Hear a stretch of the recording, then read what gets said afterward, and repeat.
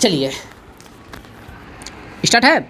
चलिए अब आप लोग का स्वागतम है जौनपुर में मध्यकालीन भारत में, ठीक ना। चलिए मध्यकालीन भारत स्टार्ट करते हैं। चैप्टर है स्वतंत्र प्रांतीय राज्य, चैप्टर नंबर 23, ठीक ना। हाँ सॉरी 33, जौनपुर, ठीक ना। तो चलिए स्टार्ट कीजिए। जौनपुर की स्थापना किसने किया है बाबू रे? फिरोज शाह तुगलक। देखिए कितना प्यारा भाई था, अपने भाई जूना खां के याद में एक नगर का स्थापना कर दिया, ठीक ना। वो नगर था जौनपुर, समझे। अपने भाई के, उसका भाई कौन था? जूना खां, जिसको कहते हैं मोहम्मद बिन तुगलक की स्मृति में, उसकी याद में, ताकि मेरा भाई याद रहे।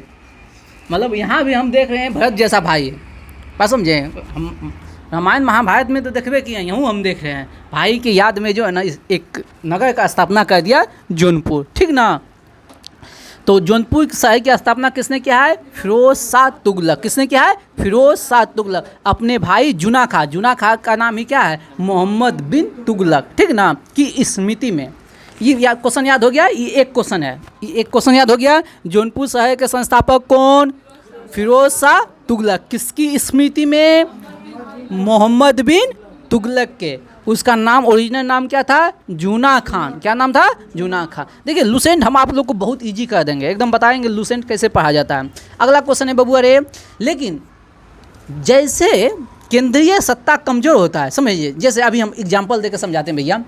जैसे केंद्रीय सत्ता कमज़ोर होगा और उसे प्रांतीय सत्ता जो है ना, अपने प्रांतीय सत्ता स्वतंत्र होने लगेगा। जैसे अभी वर्तमान में इसको जो है ना आप लोग किसी पार्टी विशेष पर नहीं लीजिएगा।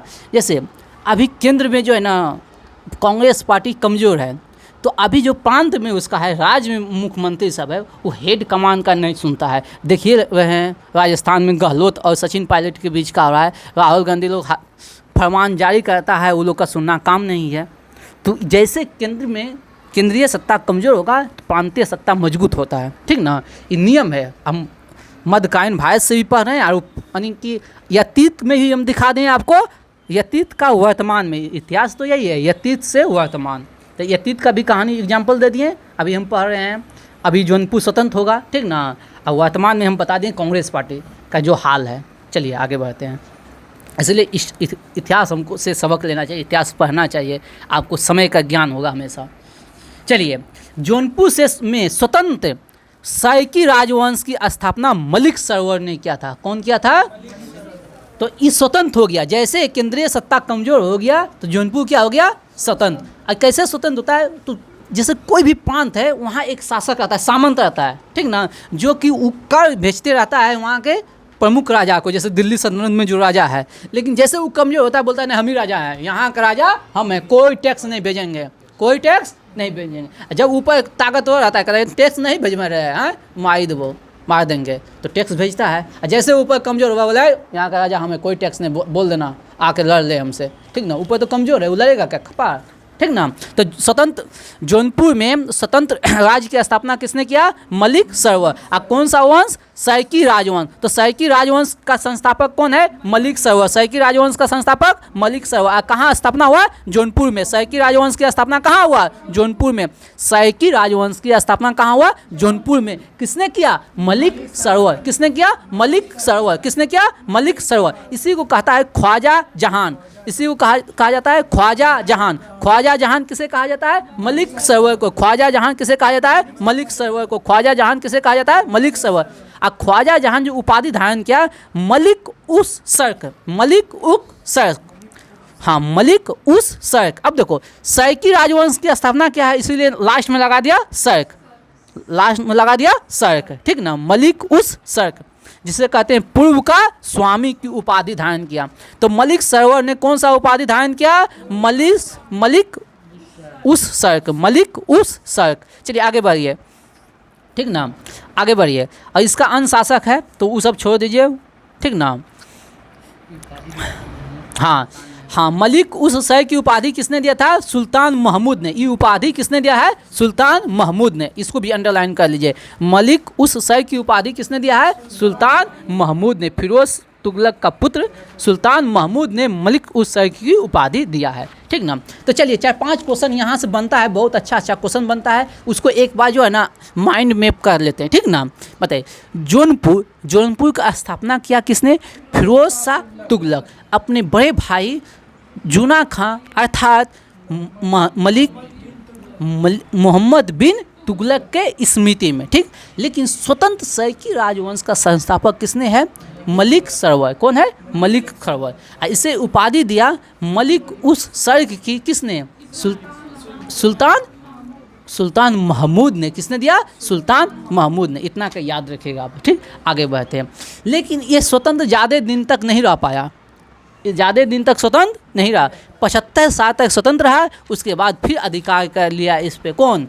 बहलोल लोदी ने। किसने अधिकार कर लिया? बहलोल लोदी ने। ठीक ना। 75 साल स्वतंत्र रहने के बाद इस पे अधिकार कर लिया बहलोल लोदी ने। किस पे अधिकार कर लिया? सैकी राजवंश पे। सैकी राजवंश पे अधिकार कर लिया बहलोल लोदी ने। ठीक ना। चलिए आगे बढ़िए। एक शासक है इब्राहिम शाह, सैकी वंश के एक शासक है इब्राहिम शाह। इसके शासनकाल को कहा जाता है साहित्य एवं स्थापन कला के क्षेत्र का। समझिए, इब्राहिम शाह के समय, अंडरलाइन कर लीजिए, जौनपुर में साहित्य और स्थापन के क्षेत्र में हुए विकास के कारण जौनपुर को भारत का सिराज कहा जाता है। भारत का सिराज। किसके शासनकाल को भारत का सिराज कहा जाता है? इब्राहिम शाह के शासनकाल में। क्यों? क्योंकि इसके समय बहुत सारा स्थापित हुआ, निर्माण हुआ। बस समझिए, बहुत सारा निर्माण के कारण इसको कहा जाता है भारत का सिराज। तो किसके शासनकाल को कहा जाता है जौनपुर में भारत का सिराज? इब्राहिम शाह। किसके? इब्राहिम शाह। अब देखिए इब्राहिम शाह जो ने क्या क्या बनाया है। ठीक ना। अटाला देवी का मस्जिद, अटाला देवी का मस्जिद, अटाला देवी का मस्जिद का निर्माण किसने करवाया है? इब्राहिम शाह। कब करवाया है? 1408 में।